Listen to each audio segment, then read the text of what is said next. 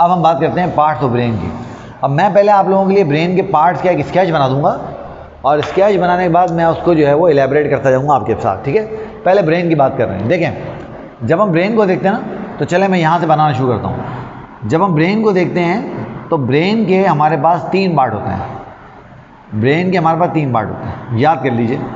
पहला जो पार्ट होता है बच्चों, जिसको असल में आप ब्रेन समझते हो, ये कहलाता है आपका फोर ब्रेन। ये वो पार्ट है जिसको हम एक्चुअल में हम ब्रेन समझते हैं। दूसरा जो पार्ट है ये वाला पार्ट, इसको called mid brain, mid brain. और जो तीसरा वाला पार्ट है ये वाला पार्ट, इसको हम कहते हैं हाइंड ब्रेन। अच्छा, पहले नाम पे गौर करो, पहले नाम पे गौर करो। फोर ब्रेन, फोर मतलब आगे वाला, जैसे आप पढ़ते हो फॉरवर्ड मूवमेंट, जैसे आप पढ़ते हो फोर लिम्स, आगे वाली टांगें। मिड ब्रेन दरमियान वाला हिस्सा ब्रेन का। हाइंड ब्रेन, हाइंड आपको पता है पीछे के लिए इस्तेमाल होता है, जैसे आप पढ़ते हो हाइंड लिम्स, है ना, जो 4 टांगों वाले एनिमल्स होते हैं उनमें 2 फोर लिम्ब होते हैं, 2 हाइंड लिम्ब होते हैं। अच्छा, अब सवाल ये पैदा होता है, जब हम सीधे खड़े होते हैं तो फोर ब्रेन सबसे ऊपर होता है, हाइंड ब्रेन सबसे नीचे होता है, मिड ब्रेन दरमियान में होता है। तो फिर ये हम इसको ऊपर वाला ब्रेन, नीचे वाला ब्रेन या दरमियान वाला ब्रेन क्यों नहीं कहते? तो याद कर लें, इसका जो ताल्लुक है ना वो डेवलपमेंट के प्रोसेस से है। यानी जब एम्ब्रियो डेवलप हो रहा होता है ना, तो एम्ब्रियो इस तरह से होता है, ये समझ लें आप। जब एम्ब्रियो डेवलप हो रहा होता है, जब हम लोग डेवलप हो रहे थे हमारी मदर की वूम के अंदर, तो हम हमारी पोजीशन इस तरह से थी। तो हमारे ब्रेन के जो सबसे आगे वाला पार्ट था उसको फोर ब्रेन कह दिया गया, मिड ब्रेन, और सबसे पीछे वाले पार्ट को हाइंड ब्रेन। फिर जब हम पैदा हुए ना, तो हम पैदा होके ऐसे लेटे नहीं रहे, हम ऐसे खड़े हो गए। आप बात समझ रहे हैं? तो जब हम ऐसे खड़े हुए तो वो जो हमारा फोर ब्रेन था वो ऊपर आ गया और जो हाइंड ब्रेन था वो नीचे चला गया। तो इस पॉइंट को आपने ध्यान में रखना है। ये अक्सर बच्चे सवाल करते हैं कि सर ये इसको आगे वाला या इसको पीछे वाला क्यों कह रहे हैं, तो ये एक ही लेवल में साइड के अंदर है ना। ये क्यों नहीं कहा कि भाई ये ऊपर वाला पार्ट है, ये दरमियान वाला पार्ट है, नीचे वाला पार्ट है? और उसकी वजह है ये पोजीशन। समझ लें, ये ऑर्गेनिज्म डेवलप हो रहा है, जब ये डेवलप होकर पैदा हुआ तो ये ऐसे खड़ा हो जाएगा सीधा। तो जो आगे वाला पार्ट है वो ऊपर आ जाएगा और जो पीछे वाला पार्ट है वो नीचे आ जाएगा। क्लियर हो गई बात ये? तो ये चीज़ हो गई। अच्छा, फोर ब्रेन फर्दर 2 पार्ट में डिवाइडेड। अभी मैं आपको इसकी सिर्फ डिस्क्रिप्शन, एक मैप बनवा रहा हूँ, फिर मैं आपको इसकी एक एक करके डिस्कस करना शुरू करता हूँ पार्ट के बारे में।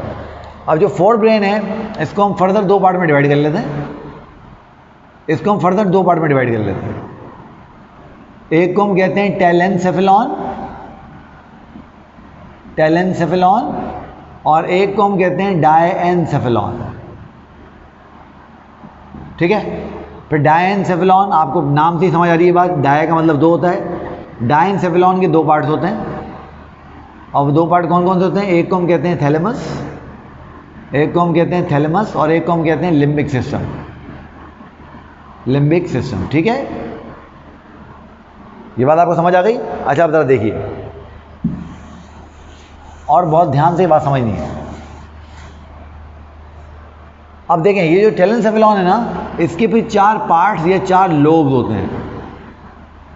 ये मैं आपको एक एक करके दिखाऊंगा, ये बताऊंगा अभी। तो frontal lobe, frontal lobe, temporal lobe, parietal lobe और ऑक्सीपिटल लोब। और मैं फिर कह रहा हूं, उनके नाम देख के परेशान नहीं होना है, ये सारे मैं आपको भी दिखाऊंगा, जस्ट चिल करें। ओके, उसके बाद थैलेमस का कोई फर्दर पार्ट नहीं होता। लिम्बिक सिस्टम के फिर 3 पार्ट होते हैं। लिम्बिक सिस्टम के फिर कितने पार्ट होते हैं? 3 पार्ट। कौन कौन से? एक को हम कहते हैं एमिगडाला, एक को हम कहते हैं हिप्पोकैम्पस, और एक को हम कहते हैं हाइपोथैलेमस, हाइपोथैलेमस। ठीक हो गया? तो ये हो गया मिड ब्रेन का। आपके लिए गुड न्यूज़ ये है कि मिड ब्रेन का फर्दर कोई पार्ट नहीं होता। और जब हम हाइंड ब्रेन को देखते हैं तो हाइंड ब्रेन के भी 3 पार्ट होते हैं, और वो तीनों के नाम आपको पता है, ये बड़े मशहूर हैं। एक को आप कहते हो क्या? पॉन्स, एक को आप कहते हो मेडुला, और एक को आप कहते हो सेरिबैलम, सेरिबैलम। तो बेटा ये आपका मैंने ब्रेन का स्केच एक बना दिया, और ये आप इसको ध्यान से देखिए ताकि आपको बात समझ आए कि हो गया रहा है। ठीक है? तो ये हमारे ब्रेन का स्केच जो है वो कंप्लीट हो गया। अब हम चलते हैं और बात करते हैं, एक एक करके एलैबोरेट करते हैं इन सारे पार्ट को, और देखते हैं कि इधर क्या हो रहा है। ये मैंने आपके सामने इंटैक्ट ब्रेन उठा लिया है। ये मैंने आपके सामने क्या उठा लिया है? Now this is the intact brain. बच्चों जब भी हम इंटैक्ट ब्रेन को देखते हैं ना, तो आप ये बात ध्यान में रखना कि इंटैक्ट ब्रेन के अंदर आपको फोर ब्रेन नज़र आ रहा होता है। ये पूरा पार्ट जिसको बेसिकली आप ब्रेन समझ रहे हो, ये फोर ब्रेन है। और फोर ब्रेन का कौन सा पार्ट है? टेलेंसेफेलॉन है। तो जब भी हम डायग्राम देखते हैं ब्रेन की, तो जिस चीज़ को हम ब्रेन समझ रहे होते हैं, इस पूरी चीज़ को बेसिकली, ये पूरी चीज़ जो है ये ब्रेन का सिर्फ एक पार्ट होता है, इसको हम टेलेंसेफेलॉन कहते हैं। क्या कहते हैं बच्चों? टेलेंसेफेलॉन। अच्छा, फिर दूसरा हमें क्या चीज़ नज़र आ रही होती है? हमें यहाँ पर हाइंड ब्रेन नज़र आ रहा होता है। हमें ये सेरिबेलम नज़र आ रहा है, आप देख सकते हैं क्लियर। ये सेरिबेलम हमें यहाँ नज़र आ रहा है इस तरीके से। ये मेडुला हमें नज़र आ रहा है, पॉन्स हमें नज़र आ रहा है। क्या चीज़ हमें नज़र नहीं आती है? इंटैक्ट ब्रेन में हमें ना मिड ब्रेन नज़र आता है, ना हमें डायंसेफेलॉन नज़र आता है। तो अगर हम मिड ब्रेन को, डायंसेफेलॉन को देखना चाहें तो हमें क्या करना पड़ेगा? हमें इसको ऐसे खोलना पड़ेगा दरमियान से। तो जब हम इसको काटेंगे दरमियान से, फिर जाके हमें ये हमारा मिड ब्रेन भी नज़र आएगा और ये हमारा डायंसेफेलॉन भी हमें नज़र आना शुरू हो जाएगा। ठीक है, समझ आ गई बात? तो ये एक छोटी सी बात थी जो मैं आपको समझाना चाह रहा था, और ये बात आपने अच्छे तरीके से समझ ली। अब हम चलते हैं और एक एक करके इन सारे पार्ट्स को एक्सप्लोर करना शुरू करते हैं और देखते हैं कि यहाँ पर क्या हो रहा है।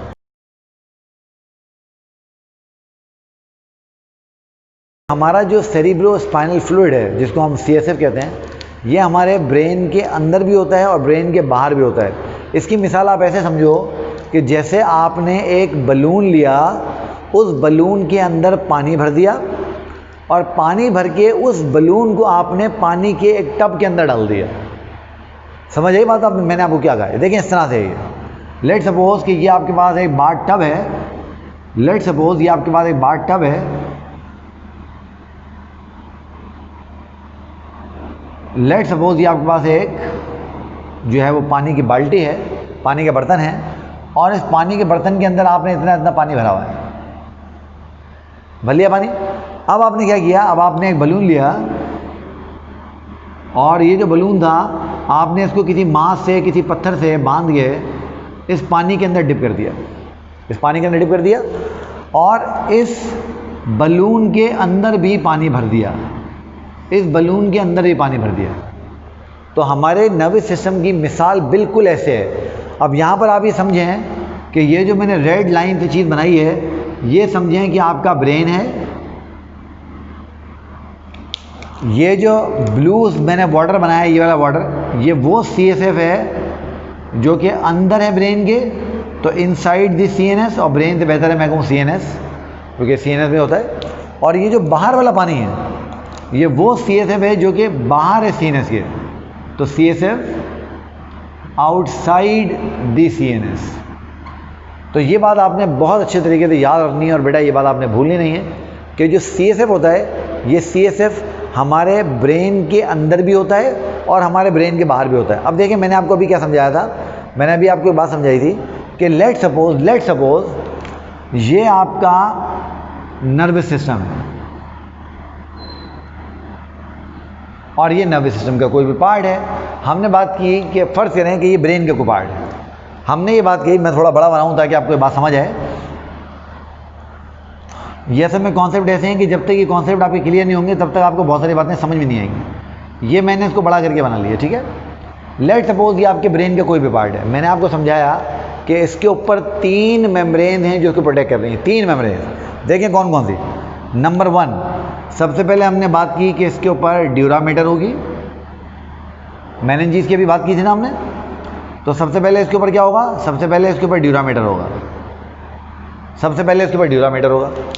तो ये ड्यूरा हो गया, ये ड्यूरा हो गया। नंबर 2, ड्यूरा के नीचे वाली जो लेयर होगी, आपको याद है मैंने अभी आपको उसका नाम बताया था, इट वॉज एरेक्नॉइड। तो ड्यूरा के नीचे वाली ये जो लेयर है, now this layer is arachnoid. ये एरेक्नॉइड है, ये एरेक्नॉइड है, एरेक्नॉइड। और सबसे जो अंदर वाली लेयर होगी, सबसे जो अंदर वाली लेयर होगी, जो बिल्कुल ब्रेन के या नर्वस सिस्टम के साथ होगी, इसके साथ जुड़ी हुई होगी, इसके साथ अटैच होगी, ये वाली, that would be the pia mater. ये पायामेटर होगी, that would be the pia mater. अब मैंने आपको समझाया कि जो फ्लूइड है, वो फ्लूइड ड्यूरा और पाया के दरमियान में यहाँ पर मौजूद है। ड्यूरा और पाया के दरमियान में यहाँ पर मौजूद है। याद है ना आप लोगों को? अभी अभी मैंने आपको बताया था कि जो CSF होता है वो ड्यूरा और पाया के दरमियान में, सॉरी एरेक्नॉइड और पाया के दरमियान में होता है। तो ये आपका CSF है, तो ये आपका CSF। तो देखें CSF कहाँ पर है? CSF एरेक्नॉइड और पाया के दरमियान में है। तो एक तो बाहर से इसने इसको कवर किया हुआ है, दूसरा जब आप देखेंगे ना, आप देखेंगे कि आपको नर्वस सिस्टम के अंदर कैविटीज नज़र आएंगी, और जिन कैविटीज़ को हम कहते हैं वेंट्रिकल, मैं भी आपसे बात करूंगा। इस कैविटी के अंदर भी CSF भरा हुआ है, इस कैविटी के अंदर भी CSF भरा हुआ है। अभी बात समझ आ गई ये बलून वाली? तो ये बिल्कुल ऐसे है जैसे आपने एक बलून को पानी में भर के पानी में डिप कर दिया हुआ है। तो हमारा नर्वस सिस्टम वो बलून है, उसके अंदर जो पानी है वो CSF है जो वेंट्रिकल में है, और उसके बाहर जो पानी है वो CSF है जो मेनिंजीज के दरमियान में है। ये बात क्लियर हो गई आप सब लोगों को? होपफुली क्लियर हो गई होगी, अच्छी तरह से क्लियर हो गई होगी। ठीक हो गया? समझ आ गई बात?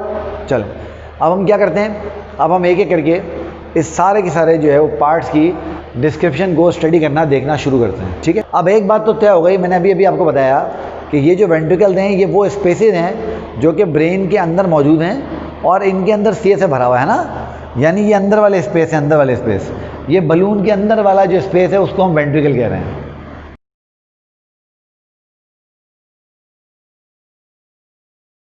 अब याद कर लें, ब्रेन के अंदर 4 वेंट्रिकल होते हैं, याद कर लें। अच्छा पहले तो वेंट्रिकल होता क्या है? It is a CSF filled cavity, it is a CSF filled cavity present inside the brain। ये बात क्लियर हो गई ना? जैसा अभी मैंने आपको समझाया था, ये वो पानी है, ये वो स्पेस है जो बलून के अंदर है। तो it is a CSF filled cavity present inside the brain। अब ब्रेन के पास 4 वेंट्रिकल होते हैं, तो टोटल 4 वेंट्रिकल्स इन ब्रेन। हमारे ब्रेन में टोटल जो वेंट्रिकल होते हैं ना वो 4 होते हैं, और देखो उनकी पोजीशन कैसे बनेगी। उसके लिए थोड़ा सा आप इस ब्रेन के मॉडल को ध्यान में रखिएगा। देखें तो आप देख रहे हैं ये 2 हेमीस्फीयर का बना हुआ है, हेमीस्फीयर। नाम पे गौर करें, नाम क्या है? हेमी का मतलब आपको पता है, हेमी का मतलब होता है हाफ, और स्फीयर आपको पता है जो है किसी गोल चीज़ के लिए इस्तेमाल करते हैं, जैसे फुटबॉल होता है वो स्फीयर की फॉर्म में होता है। तो देखें 2 हेमीस्फीयर है ना, तो हमारा ब्रेन 2 हेमीस्फीयर से मिलकर बना हुआ है इस तरह से। तो जब हम वेंट्रिकल्स को देखेंगे ना, तो वेंट्रिकल में हमें ये बात को, इस पॉइंट को ध्यान में रखना है। तो आप देखें वेंट्रिकल कैसे होते हैं ब्रेन के, इतना आसान है समझना कि आपकी सोच है। देखें एक वेंट्रिकल ब्रेन का आपके पास, ऐसा करता हूँ मैं यहाँ इसको मिटा देता हूँ ताकि मैं इसको आसानी से बना सकूँ और आपको समझ आए बात। तो मैंने आपको कहा कि हमारे पास टोटल कितने वेंट्रिकल हैं? हमारे पास ब्रेन के अंदर टोटल 4 वेंट्रिकल हैं। कितने वेंट्रिकल हैं? हमारे पास 4 वेंट्रिकल हैं। अब देखो 4 वेंट्रिकल कैसे होंगे। एक वेंट्रिकल राइट हेमिस्फीयर में होगा इस तरह से, और दूसरा वेंट्रिकल लेफ्ट हेमिस्फीयर में होगा इस तरह से। बात समझ आई आप लोगों को? यानी एक वेंट्रिकल समझिए, एक वेंट्रिकल इस वाले हेमिस्फीयर में है और एक वेंट्रिकल इस वाले हेमिस्फीयर में है, इस तरह से। तो ये 2 हेमिस्फीयर में 2 वेंट्रिकल आ गए। ठीक हो गया? अच्छा अब याद कर लीजिए उसके बाद क्या होगा।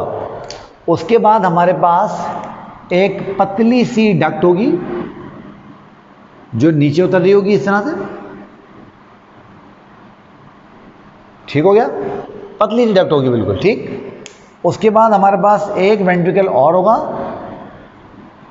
इस तरह से,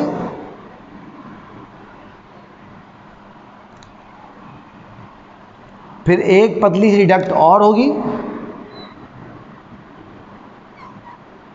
फिर हमारे पास एक वेंट्रिकल और होगा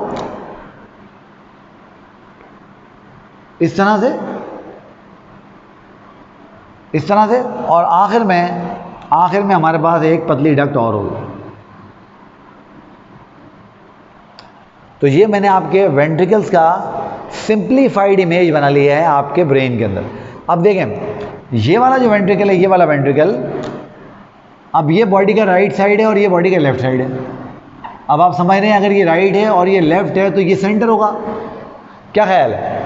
तो इसको हम कहते हैं राइट वेंट्रिकल या राइट चले बाहर लिख देता हूँ, अंदर जगह नहीं है। इसको हम कहते हैं राइट लेटरल वेंट्रिकल,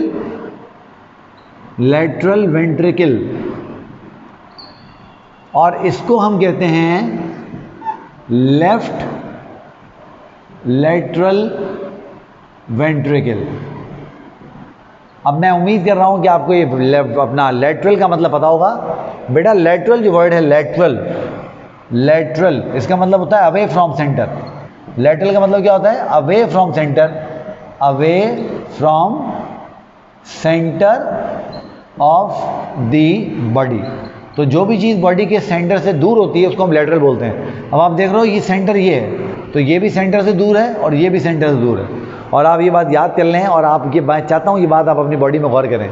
हम लोग हैं बायलैटरली सिमेट्रिकल, तो हमारे पास जो भी चीज़ बॉडी के सेंटर में होगी ना वो एक होगी। तुमने कभी सोचा है हमारे पास दिल एक है और लंग्स दो क्यों हैं? हमारे पास वर्टिब्रल कॉलम एक है, किडनीज दो क्यों हैं? हमारे पास नाक एक है, आंखें दो क्यों हैं, कान दो क्यों हैं, जबान एक क्यों है? कभी सोचा आप लोगों ने? तो काइंडली इस पर गौर किया करें, मेहरबानी किया करें। हम लोग हैं बायलैटरल सिमेट्रिकल, तो जो भी चीज़ हमारी बॉडी के सेंटर में होगी वो एक ही होगी। जैसे नाक एक है, देखो ना रिब्स पेयर में स्टर्नम तो एक ही है, वर्टिब्रल कॉलम एक ही है, खोपड़ी एक ही है, तो जो चीज़ सेंटर में होगी वो एक ही होगी। ठीक है, तो अब ये चूंकि दोनों सेंटर में नहीं है तो पेयर हैं। फिर उसके बाद ये जो लेटरल वेंट्रिकल्स हैं ये आपको मिलते हैं आपके फोर ब्रेन के अंदर, टेलेंसेफेलॉन के अंदर, सेरिब्रम के अंदर। तो इसको लिख लो कि lateral ventricles are present in our cerebral hemispheres. ये हमारे सेरिब्रल हेमीस्फीयर्स में होते हैं। और मैंने अभी भी आपको बताया कि जो हमारा सेरिब्रल हेमीस्फीयर है, इस सेरिब्रल हेमीस्फीयर को बेटा हम टेलेंसेफेलॉन भी कहते हैं, और ये फोर ब्रेन का पार्ट है। उसके बाद ये थर्ड वेंट्रिकल हो गया, थर्ड वेंट्रिकल। अब बच्चे इमीडिएट सवाल पूछते हैं, बोलते हैं सर ये क्या हो गया? ये डायरेक्ट थर्ड वेंट्रिकल, तो फर्स्ट और सेकंड वेंट्रिकल कहाँ है? तो ये दो जो लेटरल वेंट्रिकल थे इनमें से राइट वाले को पहला कंसीडर किया जाता है, लेफ्ट वाले को दूसरा। तो पहला वेंट्रिकल ये रहा, दूसरा वेंट्रिकल ये रहा, तीसरा ये रहा। अब थर्ड वेंट्रिकल कहाँ होता है? It is located in diencephalon. ये डायेंसेफेलॉन के साथ लोकेट करता है। तो इसका मतलब ये हुआ कि हमारे चार जो वेंट्रिकल हैं ब्रेन के, उन चार में से तीन हमारे फोर ब्रेन में है ना, क्योंकि आपको पता है टेलेंसेफेलॉन और डायेंसेफेलॉन दोनों फोर ब्रेन के पार्ट हैं। तो सेरिब्रल हेमिस्फीयर बेसिकली टेलेंसेफेलॉन को कहते हैं।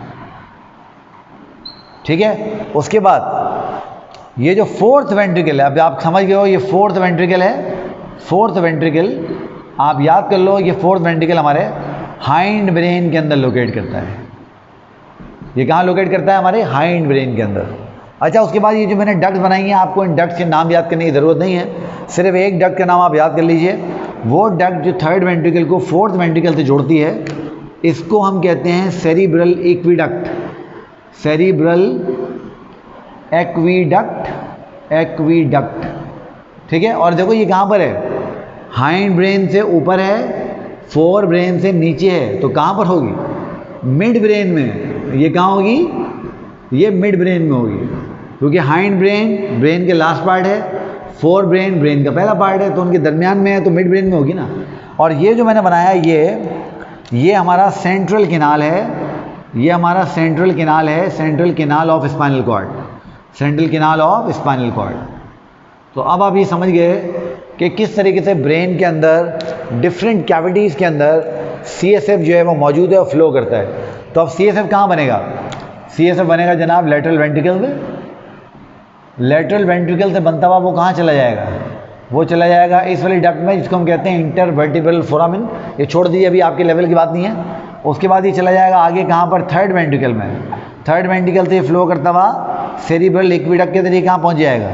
फोर्थ वेंट्रिकल में। और फिर फोर्थ वेंट्रिकल से ये होता हुआ कहाँ चला जाएगा? स्पाइनल कॉर्ड के अंदर। और फिर स्पाइनल कॉर्ड में कभी कभी आखिर में एक छोटा सा वेंट्रिकल और होता है, चूँकि ये लास्ट वेंट्रिकल है, आखिर है, और यहाँ ये ख़त्म हो जाएगा, इसलिए इसको कहते हैं टर्मिनल वेंट्रिकल। लिखा हुआ दिखाई दे रहा है ये? तो इसलिए इसको कभी कभी टर्मिनल वेंट्रिकल भी कहते हैं। तो टर्मिनल से मुराद लास्ट वाला ना, तो याद कर लें कि सेंट्रल कैनाल और टर्मिनल वेंट्रिकल ये स्पाइनल कॉर्ड के अंदर होंगे। तो बेटा इस तरीके से हमारा जो वेंट्रिकुलर सिस्टम है सीएनएस में वो काम करता है। समझ आ गई बात? ये मैंने जो आपकी किताब देखी है, चूंकि उसमें इसके बारे में लिखा हुआ है, बच्चे कंफ्यूज रहते हैं, तो मैंने कहा पहले बेहतर है मैं इसकी बात कर लूँ। अब जब कल मैं आपसे बात करूँगा किसकी, सेरिब्रम की, तो आप ये ध्यान में रखिएगा कि सेरिब्रम में लेटरल वेंट्रिकल मौजूद है। जब मैं आपसे बात करूँगा मिड ब्रेन उसकी डायनसेफेलॉन की, तो आप समझ जाइएगा वहाँ पे थर्ड वेंट्रिकल मौजूद है। जब मैं आपसे बात करूँगा मिड ब्रेन की, तो आप समझ जाइएगा वहाँ सेरिब्रल एक्विडक्ट मौजूद है। जब मैं आपसे बात करूँगा हैंड ब्रेन की, तो आप समझ जाइएगा वहाँ पर फोर्थ वेंट्रिकल मौजूद है।